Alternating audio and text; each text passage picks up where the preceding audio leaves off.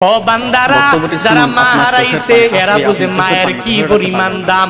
ময়দান থেকে বাড়ি যাওয়ার পরে যখন মা দুনিয়ায় নাই, বাড়ি যাওয়ার পরে মাকে যখন পায় না, তখন স্ত্রীরে বারবার ডাক দেয়। এরপরেও দেখবেন দরওয়াজা খুলতে কি পরিমাণ দেরি হয়। অথচ ছোটবেলায় যখন মা দুনিয়াতে বেঁচে ছিল, একটু ওয়াজ মাহফিল শুনে শুনে যখন বাড়ি যাইতো, ওই মায়ের কাছে যাইয়া ওই দরওয়াজায় করা না তো একবার যদি ডাকতো, মা তোমার ছেলে বয়ান শুনে তোমার মানিক তোমার দরওয়াজায় হাজির হয়েছে, ও মা তুমি দরওয়াজাটা খুলে দাও। একটা বার বলতে দেরি, মা সাথে সাথে ঘুম থেকে জেগে যায়, দরওয়াজাটা খুলে খুলে এরপরে মা তারে বুকে নিয়ে নিয়ে ঘুমাইতে যায়। ওদিনও এক বক্তার সাথে আমার মোলাকাত হয়ে গেল, কথাবার্তা বলে। উনি বলতে লাগলো, জুনায়েদ ভাই, মা আমারে এত পরিমাণ মোহাব্বত করে, এত পরিমাণ ভালোবাসে, মায়ের দোয়া নিয়ে এত পরিমাণ বক্তা আমি হয়েছি। আজকে আমার বউ আছে, আমার সন্তানেরা আছে, আমার বাসায় আমার একটা বৃদ্ধা মা দুনিয়াতে বেঁচে আছে। আমি মায়ের কাছ থেকে দোয়া নিয়ে নিয়ে বের হয়ে যাই, আবার আমি মার কাছে যাই, প্রথমে মোলাকাত করি।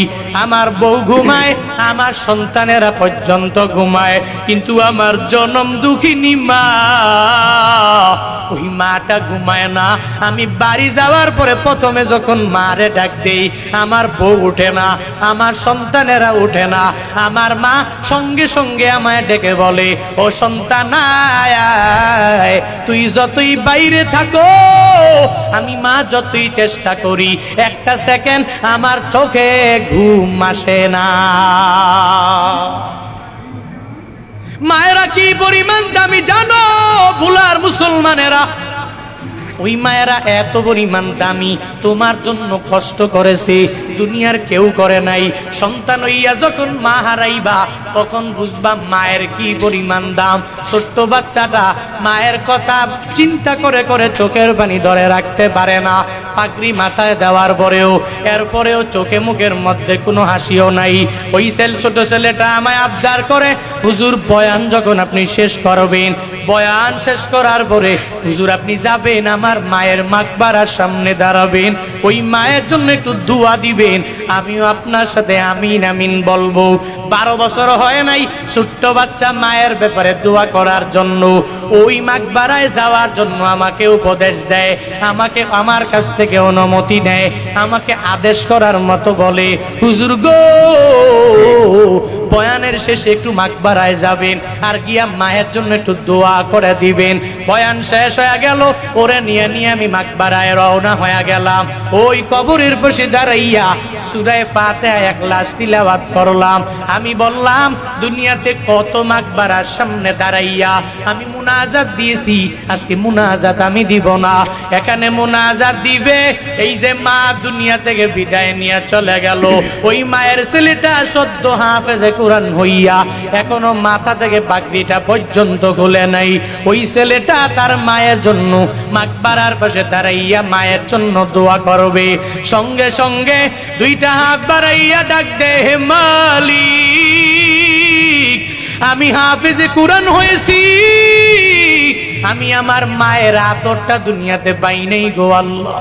এতগুলা মানুষ নিয়া মাকবারার সামনে দাঁড়াইয়া আমার মায়ের জন্য আমি দোয়া করি, আল্লাহ রব্বির হামহুমা কামা রব্বায়ানি সগীরা। ওই মায়ের জন্য ওই মাকবারার সামনে গিয়া দাঁড়াইয়া যখন বারবার রব্বির হামহুমা কামা রব্বায়ানি সগীরা, যার ভিতরে বিন্দু মাত্র পরিমাণ লাহানে জ্বলি নাই, যার ভেতরে বিন্দু মাত্র পরিমাণ লাহানে খফি নাই, ওই মায়ের মাকবারার সামনে ছোট্ট বাচ্চাটা সন্তান হইয়া মায়ের জন্য দোয়া করে, ও আল্লাহ, আমার মায়ের যত গুনাহ সব গুনাহগুলোকে তুমি ক্ষমা করে দাও। এই মুহূর্তে আমার মায়ের মাকবারাটা তুমি জান্নাতের বাগান বানাইয়া দাও। ও বুলার মুসলমানেরা, ওই সময় আমার মনে হয়েছে কি জাননি, ওই মা যদিও অপরাধী হয়ে থাকে, যদিও গুনাহগার হয়ে থাকে, আমার মাওলার কাছে যদিও অনেক পরিমাণ গুনাহ করনে বলি পান্দি হয়ে থাকে, ওই সন্তানের দোয়া আমার মাওলা ফেরত দিতে পারে না, পারে না।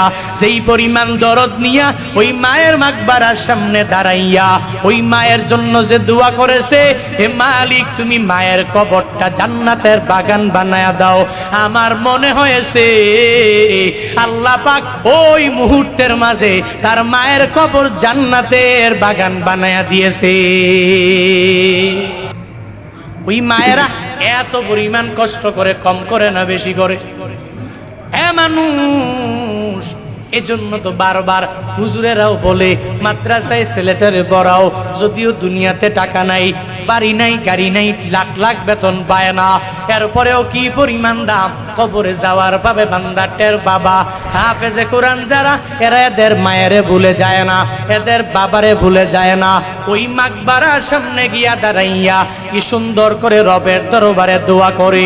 আল্লাহ পাক বলেন, এক নম্বরে তুই আমি আল্লাহকে ইতাআত করে নাও, আনুগত্য করে নাও। আল্লাহকে দেখা যায় না, ছোঁয়া যায় না, ধরতেও পারি নাই, তো যে আল্লাহকে দেখি নাই, আল্লাহর কোরআনটাকে ফলো করা লাগবে, আনুগত্য করা লাগবে, ইত্তিবা করা লাগবে। কোরআনে নামাজের বয়ান আছে না নাই? আছে না নাই? তো যদি থাকে তাহলে কোরআন যদি কেউ মানে, নামাজ পড়া লাগবে কি লাগবে না? লাগবে নি? কোরআন যদি কেউ মানে, যাকাত দেওয়া লাগবে কি লাগবে না? কোরআন যদি কেউ মানে, আতিম্মুল হাজ্জা ওয়াল উমরাতা লিল্লাহ, হজ এবং উমরা করা লাগবে কি লাগবে না? অটোমেটিক লাগবে। কেন? আল্লাহর কোরআন যদি কেউ মানতে চায়, তাহলে কোরআন মানতে গেলে কোরআন অনুযায়ী তার জিন্দেগিটা গঠন করা লাগবে। আল্লাহ কয় আমি আল্লাহকে ইতাআত করো, আমি আল্লাহকে আনুগত্য করো। এর মানে আল্লাহকে আনুগত্য করা মানেটা কি? বলে আল্লাহকে আনুগত্য করা। এ মায়ের কষ্টের ওয়ার্ডটি শুনে আপনাদেরকে কেমন লাগলো? ভিডিওটি যদি শুনে ভালো লেগে থাকে তাহলে আপনারা সে ভিডিওটিকে শেয়ার করে দিবেন এবং অন্যদেরকে দেখার সুযোগ করবেন, কেননা যাতে প্রত্যেকটা মানুষের মায়ের প্রতি এরকম আগ্রহ, ভালোবাসা জেগে ওঠে, তার কারণে ভিডিওটিকে আপনারা শেয়ার করে দিবেন।